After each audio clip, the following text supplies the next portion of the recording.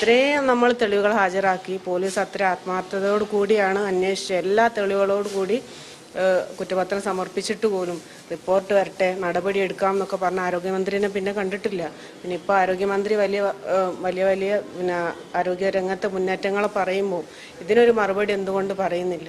ആരോഗ്യരംഗം പരാജയമാണെന്ന് ആരും പറയണ്ട, എല്ലാവർക്കും അറിയാം. അതൊരു പരസ്യമായ രഹസ്യമായി മാറിക്കഴിഞ്ഞു.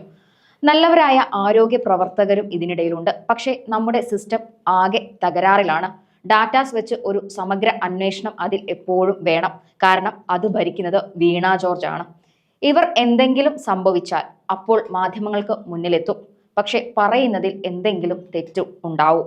മന്ത്രി തെറ്റുകളുടെ കൂമ്പാരമായതുകൊണ്ട് പറ്റുന്ന അനാസ്ഥകൾക്ക് രോഗികളാണ് ഇന്നും അന്നും അനുഭവിക്കുന്നത്. അതിൽ ഒരാളാണ് ഹർഷീന. 2017 നവംബർ 30 കോഴിക്കോട് മെഡിക്കൽ കോളേജിൽ ഹർഷീനയുടെ 3ാമത്തെ പ്രസവ ശസ്ത്രക്രിയ നടത്തിയത്. ശസ്ത്രക്രിയയ്ക്ക് ശേഷം തുടർച്ചയായി വേദനയും രക്തസ്രാവവും ഉണ്ടായിരുന്നു. തുടർന്ന് വിവിധ ആശുപത്രികളിൽ ചികിത്സ തേടി. പിന്നീട് 2022 നടത്തിയ CT സ്കാനിലാണ് വയറ്റിൽ കത്രിക ഉള്ളതായി കണ്ടെത്തിയത്. 2022 സെപ്റ്റംബർ 17 മെഡിക്കൽ കോളേജിൽ നടന്ന ശസ്ത്രക്രിയയിൽ 6 സെന്റിമീറ്റർ നീളവും 5.5 സെന്റിമീറ്റർ വീതിയുമുള്ള കത്രിക പുറത്തെടുത്തു. 2024 ജൂലൈ 20 വിചാരണ ഈ കേസുമായി ആരംഭിക്കേണ്ടിയിരുന്നത്. എന്നാൽ പ്രതികൾ ഹൈക്കോടതിയെ സമീപിക്കുകയും വിചാരണയ്ക്ക് സ്റ്റേ നേടുകയും ചെയ്തു. പ്രോസിക്യൂഷൻ മൗനം പാലിച്ചതുകൊണ്ടാണ് സ്റ്റേ ലഭിച്ചത്. 6 മാസം കഴിഞ്ഞിട്ടും കേസ് വീണ്ടും പരിഗണിക്കാൻ പ്രോസിക്യൂഷൻ ആവശ്യപ്പെടാത്തത് അട്ടിമറിയാണെന്നാണ് ഇപ്പോൾ സംശയിക്കുന്നത്. 26ാം വയസ്സിലാണ് കത്രിക കുടുങ്ങിയത്. അതിനുശേഷം 9 ശസ്ത്രക്രിയകൾ നടത്തിയിരുന്നു. നിരന്തരം മരുന്ന് വാങ്ങി വന്നതോടെ ആരോഗ്യം നശിച്ചു. ഇനി എന്തെങ്കിലും ജോലി ചെയ്ത് ജീവിക്കാനാകില്ല. ചികിത്സയ്ക്കായി ഉള്ളതെല്ലാം വിറ്റുപെറുക്കി. സംഭവത്തിൽ 1.92 കോടി രൂപയാണ് നഷ്ടപരിഹാരം ആവശ്യപ്പെട്ടിട്ടുള്ളത്. സർക്കാരിനെയും മെഡിക്കൽ കോളേജിലെ 2 ഡോക്ടർമാരെയും 2 നഴ്സുമാരെയും എതിർകക്ഷിയാക്കിയാണ് കോഴിക്കോട് സിവിൽ കോടതിയിൽ കേസ് ഫയൽ ചെയ്തത്. നേരത്തെയും ഹർഷീന സമരം നടത്തിയിരുന്നു. പക്ഷേ നീതി ലഭിച്ചില്ല.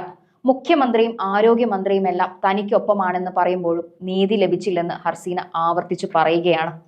തന്റെ സമരത്തിന് പിന്നിൽ രാഷ്ട്രീയമല്ല, തന്റെ വേദനയ്ക്കും നഷ്ടങ്ങൾക്കും പരിഹാരം മാത്രമാണ് തേടുന്നത്. അത് വൈകുന്നതിൽ സങ്കടമുണ്ടെന്നും നീതി ലഭിക്കും വരെ സമരം തുടരുമെന്നുമുള്ള സ്ഥിതിയിലേക്ക് ഹർഷീന എത്തുകയാണ് ഇപ്പോൾ. മുമ്പ് ഹർസീനയും കുടുംബവും സമരങ്ങൾ നടത്തിയിരുന്നു. അപ്പോഴൊക്കെ അറസ്റ്റും സർക്കാർ ഇടപെടലുകളും സമയം നീട്ടി നൽകുന്നതിന് കാരണമായി മാറി. പക്ഷെ വർഷങ്ങൾ ഇത്ര കഴിഞ്ഞിട്ടും നീതി ലഭിച്ചിട്ടില്ല. 5 വർഷം നീണ്ടുനിന്ന വേദനയ്ക്കൊടുവിൽ ഹർഷീനയ്ക്ക് അനുകൂലമായൊരു പോലീസ് റിപ്പോർട്ട് നൽകിയിരുന്നു. അത് വയറ്റിൽ കത്രിക കുടുങ്ങിയത് കോഴിക്കോട് മെഡിക്കൽ കോളേജിൽ നിന്ന് അത് പ്രസവ ശസ്ത്രക്രിയക്കിടയിലാണെന്നും അന്വേഷണത്തിനൊടുവിൽ പോലീസ് കണ്ടെത്തിയിരുന്നു. Medical college assistant commissioner K സുദർശനാണ് അന്ന് അന്വേഷണം നടത്തിയത്.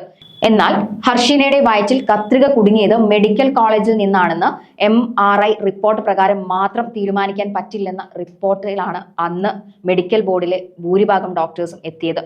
ഈ നിലപാട് പിന്നെ അങ്ങനെ തന്നെ ആവണമല്ലോ. അതായത് ഡോക്ടേഴ്സിനെ എല്ലാം ക്ലീൻ ചീറ്റ് കൊടുത്താണ് അന്ന് ആ റിപ്പോർട്ട് അവസാനിച്ചത്.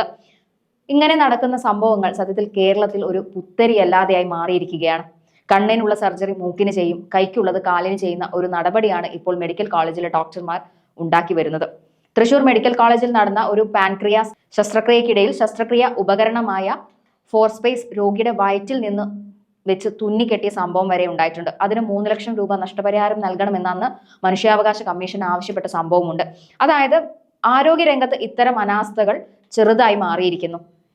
ഹർസീന സഹിച്ച വേദന എന്ന് പറയുന്നത് 1736 ദിവസമാണ്. എത്ര വേദന ആ പാവം സഹിച്ചിട്ടുണ്ടാവും. സംഭവത്തിൽ ശസ്ത്രക്രിയ ചെയ്ത് 2 ഡോക്ടർമാരും 2 നഴ്സുമാരും ഉൾപ്പെടെ 4 പേരെയാണെന്ന് പ്രതി ചേർത്തത്. അത് മെഡിക്കൽ കോളേജ് പോലീസ് 2023 കുന്നമംഗലം കോടതിയിൽ കുറ്റപത്രം സമർപ്പിച്ചിട്ടുമുണ്ട്. എന്നിട്ട് ഇപ്പോഴും നീതിക്ക് വേണ്ടി അവർ തെരുവിൽ ഇറങ്ങാൻ തീരുമാനിച്ചിരിക്കുകയാണ്. അതാണ് ഇവിടുത്തെ പ്രധാന പ്രശ്നവും.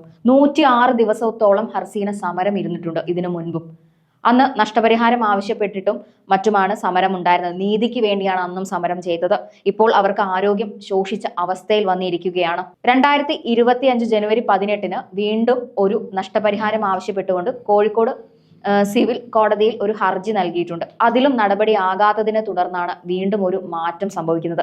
അതായത് മുഖ്യനും വീണയും കൊടുത്ത വാക്കോ വാഗ്ദാനമോ മാത്രമായിട്ടാണ് ഇപ്പോഴും നിലനിൽക്കുന്നത്. അതിലൊരു തീരുമാനം ഇപ്പോഴും ഉണ്ടായിട്ടില്ല.